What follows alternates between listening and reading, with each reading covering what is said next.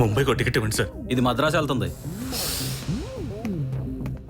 ఎక్కడికి ఒకటికి ఇవ్వండి సార్, ఇక్కడ ఒకటి ఊపిరి ఆగిపోద్ది.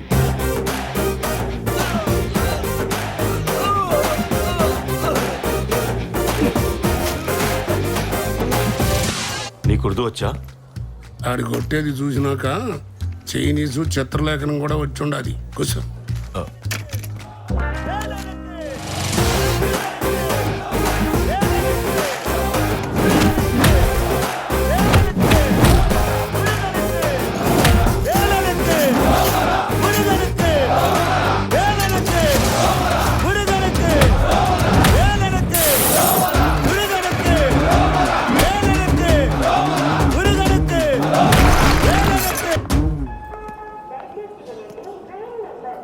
యేసునాథా, నా లైఫ్లో ఇదే ఫస్ట్ టైం వాడిని చూడటం.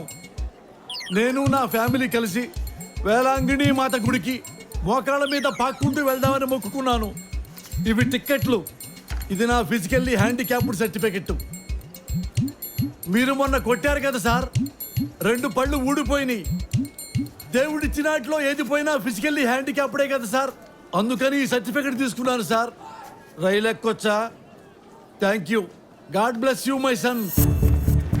సిద్ధు, ఫ్లైట్ రెడీగా ఉంది సార్. ఫ్లైట్ ఎందుకు? టికెట్లకి డబ్బులు వేస్ట్. టికెట్లు కొనక్కర్లేదమ్మా, ఆయనకి సొంతంగా ఫ్లైట్ ఉంది. అది ప్రస్తుతం రన్వే మీద రెడీగా ఉంది. కార్స్ ప్లాట్ఫామ్ మీదకి రావడానికి పర్మిషన్ తీసుకున్నాం సార్. అవసరం లేదు. సిద్ధు డ్రైవర్ కదా?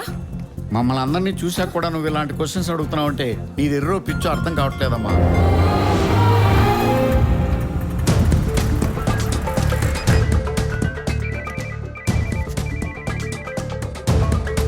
బాసు వాళ్ళు వచ్చారు. బాలు, సార్, నాకు 15 నిమిషాలు స్టేషన్ కావాలి. ఇంత సడన్ గా స్టేషన్ కావాలంటే ప్రతి దానికి రేట్ ఉంటుంది, కొనే. మరి ప్యాసింజర్లో స్పెషల్ ఫ్లైట్స్ లో పంపించండి. ఎయిర్పోర్ట్ లేని వాళ్ళకి కార్లు పంపించండి. మినిస్టర్కి మెసేజ్ పెట్టండి, స్టేషన్ మాస్టర్ రిక్వెస్ట్ చేయండి. ఒప్పుకోకపోతే బెదిరించండి, కుదరకపోతే చంపేయండి. నాకు ఈ మీటింగ్ చాలా ఇంపార్టెంట్ బాలు, చాలా ఇంపార్టెంట్. నీకు 5 minutes టైం ఇస్తున్నా. 5 minutes.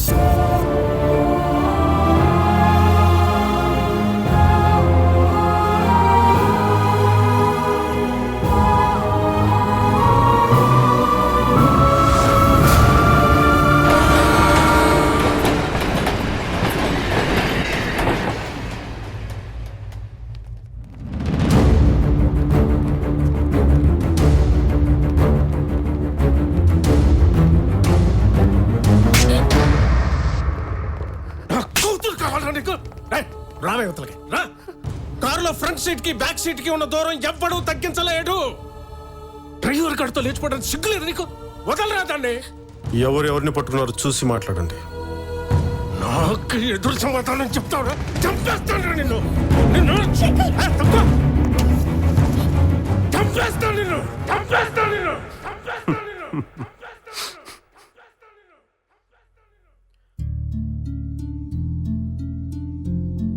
ఓ కార్ డ్రైవర్ మీ కూతురు ఎందుకు చేసుకోకూడదు మీ దగ్గర థియరీ ఉంటుంది. ఓ కోటీశ్వరుడు కూతురు మీలాంటి చెట్టు కింద ప్లేడర్ని ఎందుకు చేసుకోకూడదు వాళ్ళ నాన్న దగ్గర థియరీ ఉండకూడదు. అంతేగా? మీరేమో డైరెక్ట్గా దండలతో వాళ్ళ ఇంటికి వెళ్ళిపోవచ్చు, కానీ మీ కూతురు మటుకు సూట్ కేస్తే కనపడినా తట్టుకోలేరు. భుజానికి దెబ్బ తగిలిందని కుటుంబాన్నే వెలేసేస్తారు, కానీ మీరు మాత్రం డైరెక్ట్గా గన్ తలకి పెట్టేయచ్చు. మీది ప్రేమ, అవతల వాళ్ళది వ్యామోహం. మీరు చేస్తే ఆదర్శం, వేరే వాళ్ళు చేస్తే ఆవేశం. మీరు అరిస్తే మమకారం, మా తాత అరిస్తే మటుకు అహంకారం. అంతేగా? అసలు ఎవడ్రా నువ్వు? ఎవరు చేయి పట్టుకుని ఇంట్లోంచి బయటకు వచ్చేసారో ఆవిడ మేనలుండి.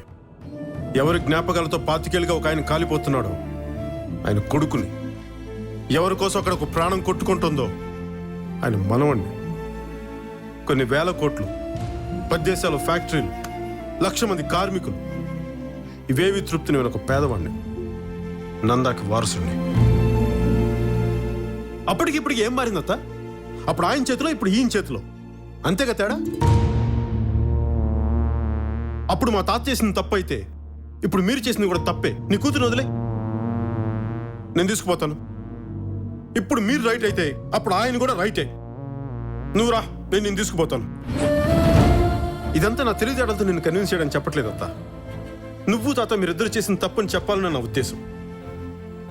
ఆయన ఆవేశం ఖరీదు నిన్ను పోగొట్టుకోవడం అయితే నీ కోపం ఖరీదు పాతికేళ్ళు పుట్టిల్లు వదులుకోవడం. అత్త, ఆ రోజు నువ్వు ఇంట్లోంచి వెళ్ళిపోయేటప్పుడు ఒక్క క్షణం గుమ్మం దగ్గర కనుక ఆగుంటే నీకు ఇంకో అరుపు వినిపించుండేది అత్త. అదే అరుపుగా నువ్వు వినుండుంటే ఈ 25 సంవత్సరాలు ఇంకోలా ఉండేది అత్త, ఇంకోలా ఉండేది. నువ్వేం కంగారు పడకన్నయ్య. మీ నాన్న మీద నేనేం కేసు పెట్టలే. రండి. ఏమైందిరా నాకు? 4 డబ్బులు సంపాదిస్తే నేనే దేవుణ్ణా? నా కూతుర్ని నేనే కాల్ చేస్తానా? నాలంటోడు బతకూడదు. నేను చచ్చిపోతాను. ఆగు నాన్న, ఆగు. ఈ రోజుకి ఈ ఇంట్లో జరిగిన దారుణం చాలు. నేను చచ్చిపోతాను. నన్ను ఆపకు, నన్ను ఆపకు హరే, నన్ను ఆపకు ప్లీజ్.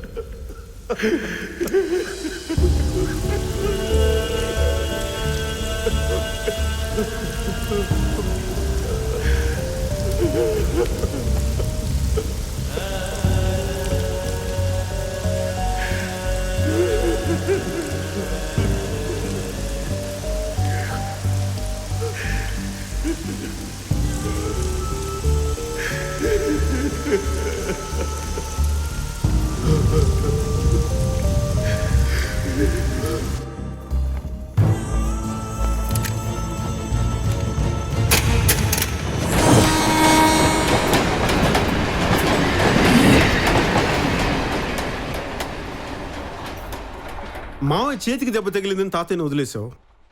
మా అమ్మని చంపిన తాత నేనేం చేయాలత్తా? ఇంట్లో 10 ఏళ్లుగా పేలకుండా ఉన్న తుపాకి ఎందుకు పేలింది? నీ వల్ల కదా? మరి నిన్నెంత ద్వేషించాలి, ఆయన ఎంత ద్వేషించాలి? కానీ అలా నేనేం చేయలేదే. చిన్నప్పుడు ఆయన చేయబట్టుకునే పెరిగాను. ఈ రోజు కూడా ఆయన అడిగారనే నీ ఇంటి డ్రైవర్గా చేరాను, నీ కార్ డోర్ తీశాను. ఇప్పుడొచ్చి ఆయన ఇంటి డోర్ తీలేవా అత్త? జీవితంలో ప్రతి సమస్య మనిషికి 2 దారులు ఇస్తుంది. ఒకటి ప్రేమతో ఉన్నది, 2 ద్వేషంతో నిండింది. నేను మొదటి దారి ఎంచుకున్నాను, నువ్వు 2వ దారి సెలెక్ట్ చేసుకున్నావు.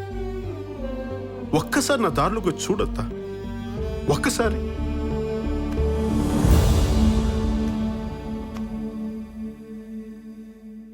చిన్నప్పుడు అమ్మ ఎందుకు లేదో తెలీదు, నువ్వెందుకు రావో అర్థం కాదు.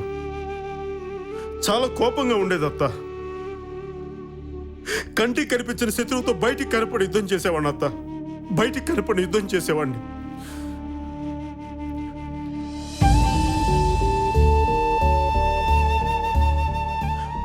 బాగుండడం అంటే బాగా ఉండడం కాదత్త, నలుగురితో ఉండడం, నవ్వుతూ ఉండడం.